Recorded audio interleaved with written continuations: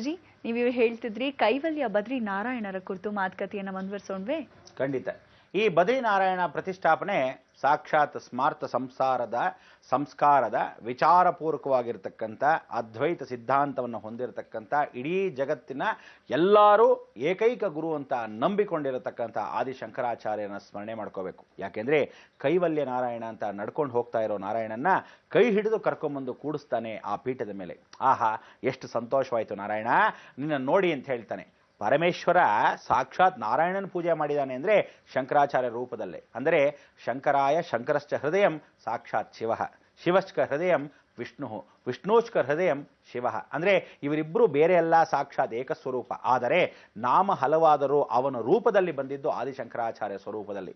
ಅವರು ಬಂದು ಈ ನಾರಾಯಣನ ಕೈ ಹಿಡಿದು ಕೂಡಿಸಿ ಆ ಪೂಜೆಯನ್ನು ಮಾಡಿದಾಗ ಕೈವಲ್ಯ ನಾರಾಯಣನೇ ಇವತ್ತಿನ ದಿವಸ ನೀವು ಬದ್ರಿ ನಾರಾಯಣನ್ ನೋಡೋದು. ಅದಕ್ಕೆ ಶಂಕರಾಚಾರ್ಯರ ರೂಪದಲ್ಲಿ ಪರಮೇಶ್ವರನೇ ಭೂಮಿಗಿಳಿದು ಪೂಜೆ ಮಾಡಿದ್ದಾನೆ ಅಂದರೆ ಎಂಥ ಒಂದು ವೈಭವ. ಅದಕ್ಕೆ ಒಮ್ಮೆ ನಾರಾಯಣನ ಹೊಗಳ್ತಾ ಇದ್ರೆ ಸಂತೋಷವಾಗೋದು ಶಿವನಿಗೆ. ಶಿವನ್ನ ಹೊಗಳ್ತಾ ಹಾಡ್ತಾ ನಮಸ್ಕಾರವನ್ನು ಮಾಡಿ ಅಭಿಷೇಕವನ್ನು ಮಾಡಿಸ್ತಾ ಇದ್ರೆ ನಾರಾಯಣನಿಗೆ ಇಷ್ಟ. ಅದಕ್ಕೋಸ್ಕರ ನೀವುಗಳು ಆ ಲಕ್ಷ್ಮೀನಾರಾಯಣ ಸಂಗಮವಾಗಿರ್ತಕ್ಕಂಥ ಕೈವಲ್ಯ ನಾರಾಯಣ ಸ್ಮರಣೆಯನ್ನ ಉತ್ತರ ಭಾರತದಲ್ಲಿ, ದಕ್ಷಿಣ ಭಾಗದಲ್ಲಿ ಕರ್ಕಡದಲ್ಲಿ, ತಲಕಾಡಲ್ಲಿ ನಾವು ವಿಶೇಷವಾಗಿ ಕೀರ್ತಿ ನಾರಾಯಣ ಅಂತ. ಆ ಕಲ್ಲಡಿ ಅಂತಕ್ಕಂಥ ವಿಷಯದಲ್ಲಿ ಕಾಲಡಿ ಆಯಿತು. ಕಲ್ಲಡಿ ಅಂದರೆ ಕಲ್ಲನ್ನು ಹೊಡಿ ಅಂತ, ಕಾಲಡಿ ಅಂತಕ್ಕಂಥದ್ದು ಕಾಲಿಟ್ಟ ಜಾಗದಲ್ಲಿ ನಡಿ ಅಂತ.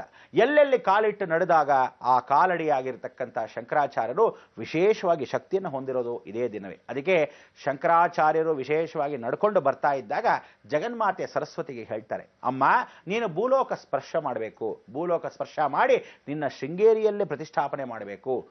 ಬಹಳ ಸಂತೋಷ. ಅಂಥ ಒಂದು ಕ್ಷೇತ್ರ ಎಂಥ ಒಂದು ಮಹಾಪುಣ್ಯವಾಗಿರ್ತಕ್ಕಂಥ ಕ್ಷೇತ್ರ.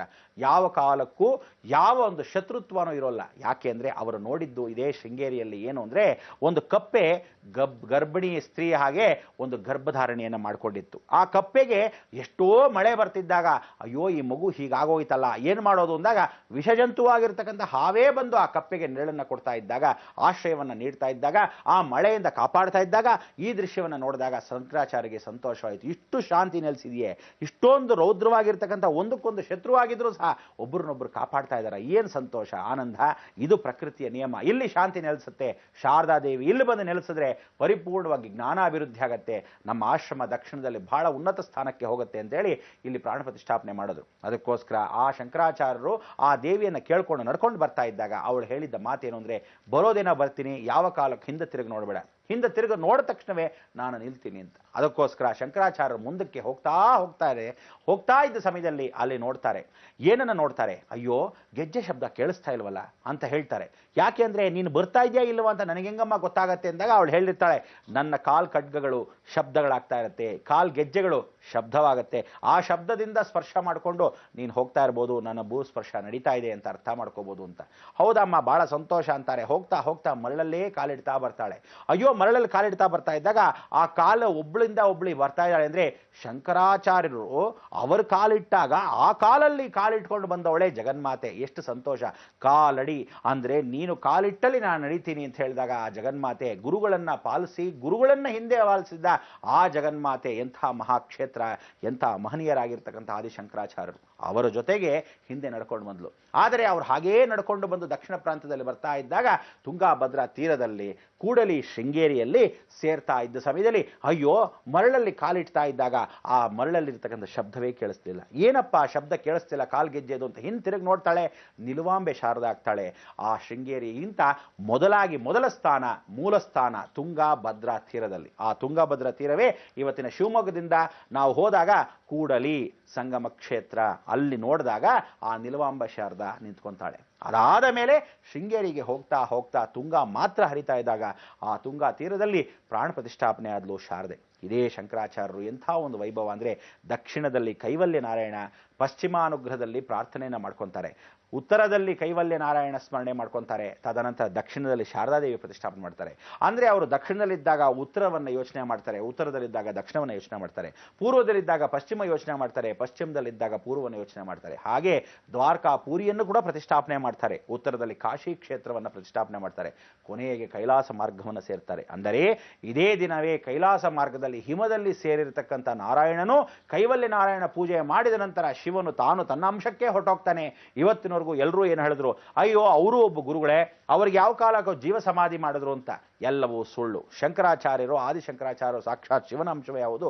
ಅದಕ್ಕೋಸ್ಕರ ಹಿಮದಲ್ಲಿ ಸೇರಿದ್ರೆ ಹೊರತು ಇದುವರ ತನಕ ಯಾವ ಮೂಳೆಗಳಾಗಲಿ, ಯಾವ ಸೈಂಟಿಫಿಕಲ್ ರೀಸನ್ ಆಗಿ ಎಲ್ಲರೂ ಯಾವ ಕಾಲಕ್ಕೂ ಆರ್ಕಿಯಾಲಜಿ ಡಿಪಾರ್ಟ್ಮೆಂಟಿಂದ ಹುಡುಕಿದ್ರು ಸಹ ಇದುವರ ತನಕ ಏನೂ ಸಿಗದಿದ್ದರಿಂದ ಅವ್ರಿಗೆ ಇವತ್ತಿಗೂ ಅರಿವಾಗೋದಿಲ್ಲ. ಆ ಭಗವಂತನೇ ಸ್ವತಃ ಬಂದು ಭೂಮಿಯಲ್ಲಿ ದಕ್ಷಿಣಾಮೂರ್ತಿ ಸ್ವರೂಪದ ನಂತರ ಆದಿಶಂಕರಾಚಾರ್ಯರಾದರು. ಅದಕ್ಕೋಸ್ಕರ ಇವತ್ತು ನಾವು ನೆನೆಸ್ಕೋಬೇಕಾದ್ದು ಆದಿಶಂಕರಾಚಾರ್ಯರು. ತದನಂತರ ರಾಮಾನುಜಾಚಾರ್ಯರಿಗೆ ಏಕಾಗ್ರ ಬ್ರಹ್ಮ, ಆ ಏಕಾಕ್ಷರ ಬ್ರಹ್ಮದಲ್ಲಿ ಇವತ್ತೇ ತಿರುಗೋಷ್ಠಿಯಲ್ಲಿ ಓಂ ನಮೋ ನಾರಾಯಣಾಯ ಅಂತ ಹೇಳಿ ವಿಶಿಷ್ಟ ಅದ್ವೈತ ಸಿದ್ಧಾಂತದಲ್ಲಿ ಅವರಿಗೆ ಕಿವಿಯಲ್ಲಿ ಮಾತನ್ನು ಹೇಳಿದ್ದು ಅದೇ ನಾರಾಯಣನು. ಏನಂತ, ನಿನಗೆ ಮೂಲ ಬೀಜಾಕ್ಷರನ ಕೊಡ್ತಾ ಇದ್ದೀನಿ, ಇಡೀ ಜಗತ್ತಿಗೆ ಯಾವ ಕಾಲಕ್ಕೂ ಹೇಳಿದೆ, ಇದನ್ನು ನೀನು ಉಪಯೋಗಿಸ್ಕೊಂಡು ಇಡೀ ಜಗತ್ತು ಪ್ರಸಿದ್ಧವಾಗು, ಎಲ್ಲ ಲೋಕವು ನಿನ್ನ ರಕ್ಷಣೆಯಲ್ಲಿರಲಿ, ನೀನೇ ಆ ರಕ್ಷಣೆನ ಮಾಡ್ತಾ ನಡೆಸ್ಕೊಂಡು ಹೋಗು, ಆದರೆ ಯಾವ ಕಾಲಕ್ಕೂ ಗುಪ್ತ ಮಾರ್ಗದಲ್ಲಿರು ಅಂತಾನೆ.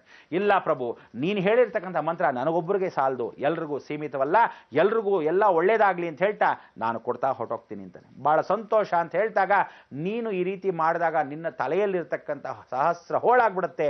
ಆ ತಲೆಯ ಭಾಗದಲ್ಲಿರ್ತಕ್ಕಂಥ ಮೆದುಳಲ್ಲಿ ಒಳಭಾಗದಲ್ಲಿ ಸೇರಿರೋ ಆ ಜ್ಞಾನ ಮುದ್ರೆ, ಆ ಜ್ಞಾನ ಮಂತ್ರ ಯಾವತ್ತೂ ಅಭಿವೃದ್ಧಿ ಆಗ್ತಕ್ಕಂಥ ಅವಕಾಶವು ಸದಾಕಾಲ ಇರಲಿ ಅಂತ. ಆಗ ಎಲ್ಲವೂ ಛಿದ್ರವಾಗತ್ತೆ, 1,000 ಹೋಳಾಗತ್ತೆ. ಎಲ್ಲ ದೇವತೆಗಳು ಒಂದೊಂದು ಹೋಳನ್ನು ಹಿಡಿತಾರೆ ಆ ತಲೆಯ ಭಾಗದಲ್ಲಿ. ಯಾಕೆಂದ್ರೆ ಓಂ ನಮೋ ನಾರಾಯಣಾಯ ಅಂತ ಇದೇ ತಿರುಗೋಷ್ಠಿಯೂರಲ್ಲಿ ನಾವು ಕಾರೈಕುಡಿ ಡಿಸ್ಟ್ರಿಕ್ಟ್ ಅಲ್ಲಿ ಹೋಗಿ ನೋಡಿದಾಗ ಆ ರಾಮಾನುಜಾಚಾರ್ಯರು ಹೇಳಿದಾಗ ಮೇಲ್ಭಾಗದಲ್ಲಿ ಬೆಟ್ಟದ ಮೇಲೆ ನಿಂತ್ಕೊಂಡು ಇಡೀ ದೇವಸ್ಥಾನದ ಆವರಣದಲ್ಲಿ ಎಲ್ಲ ಜನಕ್ಕೂ ಆ ಮಂತ್ರವನ್ನು ಸಾರ್ತಾರೆ. ಎಲ್ಲ ಮಂತ್ರವನ್ನು ಸಾರೋ ಸಮಯದಲ್ಲಿ ತಲೆಯ ಭಾಗ 2 ಮೆದುಳ ಭಾಗ ಭೂಸ್ಪರ್ಶವಾಗುತ್ತೆ. ಇವತ್ತಿಗೂ ಸಹ ಆ 2 ಬಂಡೆಗಳಾಗಿ ದೊಡ್ಡ ಬಂಡೆಗಳಾಗಿ ಬೆಳೆದು ಅದರಲ್ಲಿ ಕೆತ್ತನೆ ಮಾಡಿರತಕ್ಕಂಥದ್ದೇ ಲಕ್ಷ್ಮೀ ನಾರಸಿಂಹ ಒಂದು, 2ನೇ ಭಾಗ ಉಗ್ರ ನಾರಸಿಂಹ. ಅಂದರೆ ಯುದ್ಧವನ್ನ ಮಾಡ್ತಾ ಇರೋ ನರಸಿಂಹ ಹಿರಣ್ಯಕಶಿಪು ಜೊತೆ ಇನ್ನೊಂದು ಲಕ್ಷ್ಮೀ ನಾರಸಿಂಹ. ಇಲ್ಲಿ ಯಾವತ್ತಾದರೂ ಒಂದು ಅಮಾವಾಸ್ಯೆ, ಯಾವ ಕಾಲಕ್ಕೂ ಅದು ಬುಧವಾರ ದಿವಸನೇ ಬಿದ್ದರೆ, ವಿಶೇಷವಾಗಿ ಶುಕ್ಲ ಪಕ್ಷವೇ ಬಿದ್ದರೆ, ಅಂಥ ಒಂದು ಅಮಾವಾಸ್ಯೆಯಲ್ಲಿ ನೀವು ನೋಡ್ಬೋದು ಹಿರಣ್ಯಾಕ್ಷನ ಜೊತೆಗೆ ಜಗಳವನ್ನ ಮಾಡೋದು, ಹಿರಣ್ಯಕಶಿಪು ಜೊತೆ ಜಗಳ ಮಾಡ್ತಾ ಇರೋದು, ಅದರ ಒಳಭಾಗದಲ್ಲಿ ಇರತಕ್ಕಂಥ ರಕ್ತವನ್ನ ತಾನು ಹೀರ್ತಾ ಇರೋದ್ರಲ್ಲಿ ಆ ಕಪಾಲ ತುಂಬತ್ತೆ, ಇವತ್ತು ರಕ್ತವಾಗಿ ಬರುತ್ತೆ. ಆ ರಕ್ತದಿಂದನೇ ಎಲ್ರಿಗೂ ತಿಲಕವನ್ನು ಹಚ್ತಾರೆ ಆ ದೇವಾಲಯದಲ್ಲಿ. ಇದು ನಿಜವಾದ ಶಾಸ್ತ್ರ. ಅಂದರೆ ಇವತ್ತಿಗೂ ಸಹ ಆ ಭಾಗದಲ್ಲಿ ಅವನು ಬಗದಿರ್ತಕ್ಕಂಥ ಹೊಟ್ಟೆಯ ಭಾಗದಲ್ಲಿ ನೀವು ಆ ಕಪಾಲದಲ್ಲಿ ಪೂರ್ಣವಾಗಿ ನೋಡಬಹುದು ಆ ರಕ್ತವನ್ನ. ಎಷ್ಟು ಚೆನ್ನಾಗಿದೆ ಅಂದರೆ ಜಗತ್ತಲ್ಲಿ ಇವತ್ತಿಗೂ ಇಷ್ಟೆಲ್ಲ ನಡೆಯುತ್ತಾ ಅನ್ನೋಕ್ಕೆ ಸಾಕ್ಷಿ ರೂಪವೇ ಆ ವಿಶಿಷ್ಟಾದ್ವೈತ ಸದ್ಗುರು ಆಗಿರ್ತಕ್ಕಂಥ ರಾಮಾನುಜಾಚಾರ್ಯರು. ಅದಕ್ಕೆ ನಾನು ಹೇಳೋದು, ಗುರುಗಳನ್ನು ನೆನೆಸ್ಕೋಬೇಕಾದ್ರೆ ರಾಹು ದೋಷಗಳಿಗೆ ಪರಿವರ್ತನೆ ಆಗಬೇಕಾದ್ರೆ ರಾಘವೇಂದ್ರ ಸ್ವಾಮಿ, ಕೇತು ದೋಷಗಳನ್ನು ಪರಿವರ್ತನೆ ಆಗಬೇಕಾದ್ರೆ ರಾಮಾನುಜಾಚಾರ್ಯರು, ಗುರು ದೋಷವನ್ನು ಪರಿವರ್ತನೆ ಮಾಡ್ತಕ್ಕಂಥದ್ದೇ ಸಾಕ್ಷಾತ್ ಶಂಕರಾಚಾರ್ಯರು. ಅದಕ್ಕೋಸ್ಕರ ಈ ಎಲ್ಲ ತತ್ವ ಮಾರ್ಗದಲ್ಲಿರ್ತಕ್ಕಂಥ ಗುರುಗಳನ್ನು ನೆನೆಸ್ಕೋಬೇಕಾದ ಇಂಥ ದಿನದಲ್ಲಿ, ಇವತ್ತೇ ಗುರುವಾರದಲ್ಲಿ ನೀವೆಲ್ಲ ಇಷ್ಟೆಲ್ಲ ಧನ್ಯರಾದ್ರಿ. ಆದರೆ ಇರತಕ್ಕಂಥದ್ದು ಕೊನೆಯ ಭಾಗದಲ್ಲಿ ಏನಂದ್ರೆ ಪೂರ್ವಾಭಾದ್ರ, ಉತ್ತರಾಭಾದ್ರ, ರೇವತಿ. ಅಂದರೆ ಈ 3 ನಕ್ಷತ್ರಗಳು ಇದೇ ಗುರುಗಳಾಗಿರೋದ್ರಿಂದ ಬಹಳ ವಿಶೇಷವಾಗಿರ್ತಕ್ಕಂಥದ್ದು. ವಿಶಿಷ್ಟಾದ್ವೈತ ಅಂತ ಉತ್ತರಾಭಾದ್ರ ನಕ್ಷತ್ರ, ರೇವತಿ ನಕ್ಷತ್ರ ಆಗಿರ್ತಕ್ಕಂಥದ್ದು ರಾಮಾನುಜಾಚಾರ್ಯ ನಕ್ಷತ್ರ. ಅನುಗ್ರಹವಾಗಿ ಸಿಗತಕ್ಕಂಥದ್ದೇ ಆದಿಶಂಕರಾಚಾರ್ಯರು ಪೂರ್ವಾಭಾದ್ರ ನಕ್ಷತ್ರ. ಎಷ್ಟು ಸಂತೋಷವಾಗುತ್ತೆ. ಇದೆಲ್ಲ ನಕ್ಷತ್ರಗಳು ಆ ಋಷಿ ಮುನಿಗಳದೇ ಗುರುಗಳದೇ ಆಗಿರೋದ್ರಿಂದ ಬ್ರಹ್ಮ, ಅರ್ಥ, ಕಾಮ, ಮೋಕ್ಷ. ಅದಕ್ಕೆ ಧರ್ಮದಲ್ಲಿ ಬ್ರಹ್ಮನೇ ಮೊದಲನೇ ಸ್ಥಾನ ಆಗಿರೋದ್ರಿಂದ ಬ್ರಹ್ಮನಿಗೆ ಆ ಸ್ಥಾನವನ್ನು ಕೊಟ್ಟಿರೋದ್ರಿಂದ ಧರ್ಮ ಅಂತ ಹೇಳಿದ್ರು. ಭೂಮಿಯಲ್ಲಿ ಬ್ರಹ್ಮ ಸೃಷ್ಟಿ ಮಾಡಿಲ್ಲದೆ ಇರತಕ್ಕಂಥದ್ದು ಎಷ್ಟಿದೆ ಅಂದರೆ ಎಷ್ಟೋ ನಿಯಮ ನಿಷ್ಠೆಗಳು ನಮಗೆ ಗೊತ್ತಿಲ್ಲದೆ ಆ ಧರ್ಮವನ್ನು ಆಚರಿಸ್ತಾರೆ. ಅದಕ್ಕೆ ಬ್ರಹ್ಮನಿಗೆ ಧರ್ಮಾತ್ಮ ಅಂತ ಕರೀತಾರೆ. ಧರ್ಮವನ್ನು ಇನ್ನೊಂದು ಹೆಸರು ಸಾಕ್ಷಾತ್ ಪರಬ್ರಹ್ಮ. ಅದಕ್ಕೆ ಆ ಧರ್ಮ, ಅರ್ಥ, ಕಾಮ, ಮೋಕ್ಷಕ್ಕೆ ಜ್ಞಾನಚಕ್ಷಸ್ಸಲ್ಲಿ ಧನಸ್ಸು, ಮಕರ, ಕುಂಭ, ಮೀನ